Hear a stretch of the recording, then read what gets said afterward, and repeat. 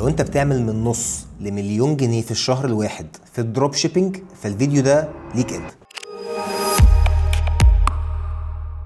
عادة معظم الفيديوهات بتبقى كلها ازاي تبدا دروب شيبينج او ازاي تبقى انت تحاول تبدا ستور اونلاين، ازاي تختار منتج والكلام ده كله. بس المره دي انا جاي اتكلم معاكم للناس اللي هي اوريدي شغاله في دروب شيبينج، عملت شغل كويس وعايزه انها تبدا انها تكبر جدا، وجاي لها النهارده بحل انا متاكد ان هم عندهم مشكله فيه كبيره جدا جدا جدا. وعشان ما تستغربش الموضوع ده طبيعي جدا، انت من دروب شيبينج ممكن تعمل نص مليون ومليون و5 مليون و10 مليون وارقام تانية كتير جدا، بس عاده الناس بتبقى الكلمه نفسها بقت رخمه قوي لناس كتير الفتره اللي فاتت، وبدات تتاقلم ان دي حاجه اصلا مش موجوده وحاجه بيضحك عليها وحاجه الناس بتضحك على بعض بيها. ولكن بغض النظر، فالفيديو ده للناس اللي هي اوريدي بتعمل فلوس الحمد لله، وهوضح لكم ايه اللي بيحصل بالظبط. انا النهارده هتكلم عن شركه معينه، والشركه دي اسمها ASG دروب شيبينج. وخليني اوضح بس كام حاجه في الاول. عاده في الدروب شيبينج انت لو عديت مرحله البدايه بتاعت انت تختار منتج، وعديت مرحله البدايه بتاعت انك تجيب اعلانات كويسه وتعرف انهي اعلان هو اللي هيشتغل معاك كويس، وعديت مرحله انك تعمل ويب سايت كويس، وخلاص انت عارف ايه هي الاودينس بتاعك اللي هو مركز في المنتج ده، وايه هو الاعلان الناجح، وبدا يبقى انت عندك اوردرز، بتبدا تقابلك العقبه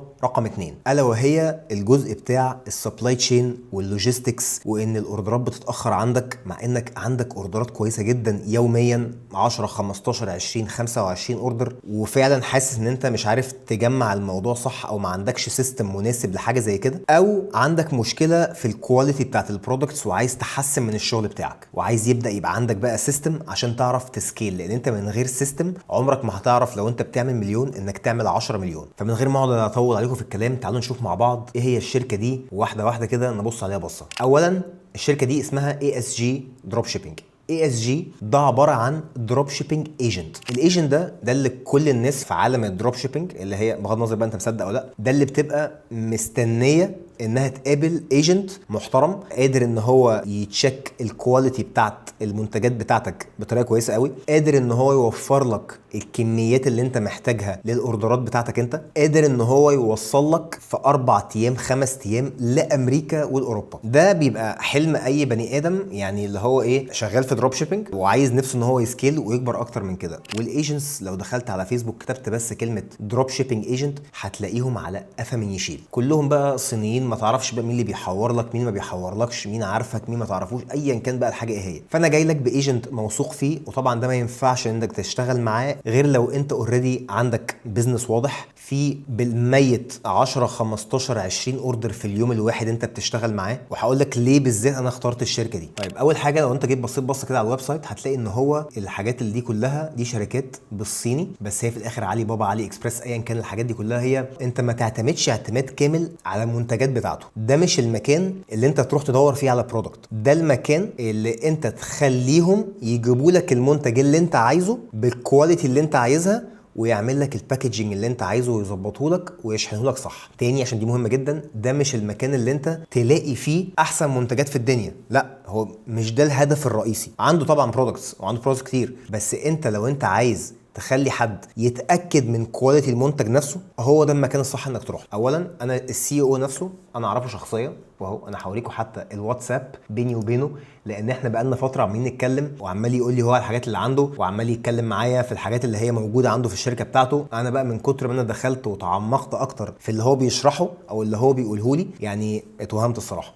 فعندك مثلا ده برضو الانستجرام بتاعه، انا بحاول اديكم بس نبذه عن ان دول بني ادمين حقيقيين، ومنها برضو تتاكد ان مجال الدروب شيبنج برضو هو مجال حقيقي. يعني على فكره برضو الراجل ده ما بيعرفش يتكلم انجلش، فكل مكالمتي معاه كان بيبقى ان هو منزل ابلكيشن على زوم، ان هي الكلام اللي بيقوله بعديها مثلا ب 10 ثواني بيتحول كله بالانجلش. بس يعني انا هوريكم ده المصنع بتاعه، والمصنع بتاعه لو انتوا خدتوا بالكم هو مش شغلانته ان هو ياخد منتج واحد ويحاول يديهولك، لا هو شغلانته ان هو يوصل لك منتجات في وقت قليل قوي ويتاكد لك من كواليتي منتج. فتعال نشوف مثلا فيديو سريع كده من الحاجات اللي هو ايه، يعني سيبك من اللايكس والحاجات دي كلها، هم يعني مش مشهور، بس خليني اوريك هو بيشتغل ازاي.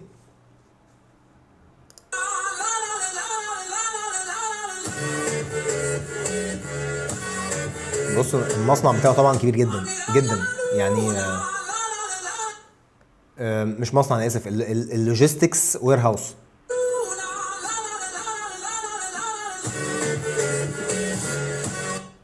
ده مثلا كده ده جزء.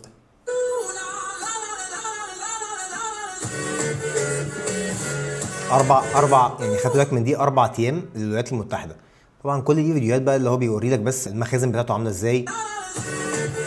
طبعا حاجات ده شكل الكلام. الحاجات دي بيصنع حاجه معينه بس انا مش عارف هو بيصنع ايه صراحه عامة. بس يعني حبيت بس اوريكم مين هو السي او. اسمه جانسون، انا اعرفه معرفة شخصية جدا، وخليني اوضح لك بقى بالظبط الشركة دي بتعمل ايه. اول حاجة هو يعتبر المكان الوحيد اللي انت هتكون بتسلم فيه بضاعة. بمعنى ايه؟ انت فلنفترض ان انت هنا رحت على علي اكسبريس، تمام، ولقيت ان في منتج معين انت عجبك جدا، شايفه ويننج برودكت، شايف ان هو ده المنتج اللي انت عايز تشتغل بيه وهو ده اللي انت عايز تتعامل بيه. هنفترض مثلا يعني تعالى نختار اي حاجه كده ايه بس للتسهيل سريعه. تعالى نقول بتاعت الودان دي، يلا اهو في 10000 تم البيع، يلا بينا تعال ناخد ده. فلنفترض احنا اشتغلنا خلاص بالبرودكت ده، مقرف شويه مفيش مشاكل بس اللي هو بينظف الودن يعني، وقلنا ان هو ده اللي احنا هنشتغل بيه. اللي انت هتعمله ان انت هتبدا، بص هنا برضو بيقول لك يو اس اي من 4 ل 12 يوم، ده لو تشاينا وير هاوس. لو جلوبال وير هاوس، لو انت حاطط بضاعتك في جلوبال وير هاوس، ده بقى اعتقد مليون في المية طبعا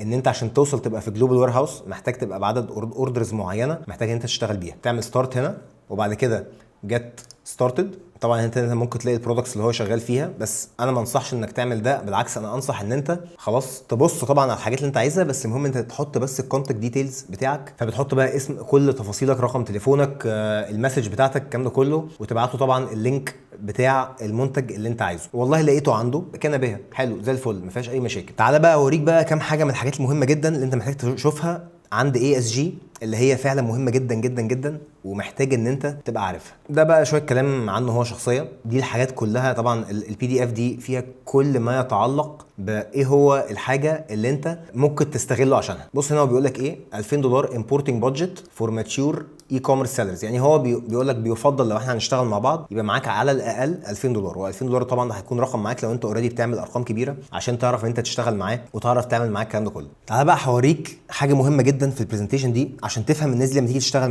معاها ازاي، وهم بيضيفوا لك ايه او بيدوا لك ايه. اول حاجه هو اللي بيعمله لك، طبعا مش هنفر طبعا جوه كل الحاجات دي بالتفصيل يعني، بس identify if you are qualified to import، يعني بيشوف ايه الفلوس اللي معاك عشان تعرف انت تستورد من الصين. بتفهم ايه المنتجات اللي ممكن تشتغل فيها فعلا من الصين. verify if products are profitable و allowed to import to your country. يعني بمعنى لو انت بقى واحد تاجر جمله وعايز تجيب بضاعه كتير لمصر او ايا كان بقى، عايز بقى تشتغلها دروب شيبنج، ايا كان الحاجه انت عايز تعملها، بيشوف ايه هي احسن منتجات كشغل وكفلوس ممكن انت فعلا تستغلها. بيجيب لك احسن سبلايرز للمنتجات دي عشان تبدا ان هم ياخد لك بسعر الجمله فيدي لك انت برضو بسعر كويس، مش زي السعر بتاع علي اكسبريس، بالعكس يديك حاجه ارخص منها. يتاكد طبعا من السبلاير باك جراوند وكل الكلام ده. بيجيب لك بقى اهو جت برودكتس كوتس، يعني بيجيب لك في الاخر هو لما يجي يشحن ولما يجي البضاعه دي تبدا ان هو يبقى عند الراجل، عند عميل الجمله، هيجيب ال 100 حته بكام، ال 500 بكام، الكلام ده كله. ده بقى شغل يعني شغل دروب شيبنج حقيقي. زائد ان انت ممكن تستخدمه كواحد بتستورد بضاعه، يعني تستورد بضاعه لمصر وعايز تبيعها فعلا بقى في مصر، فهو يمشي في الحالتين. تشوز بس سبلاير مش عارف كونفيرم بيمنت تيرمز، وبعد كده تشوز ذا بيست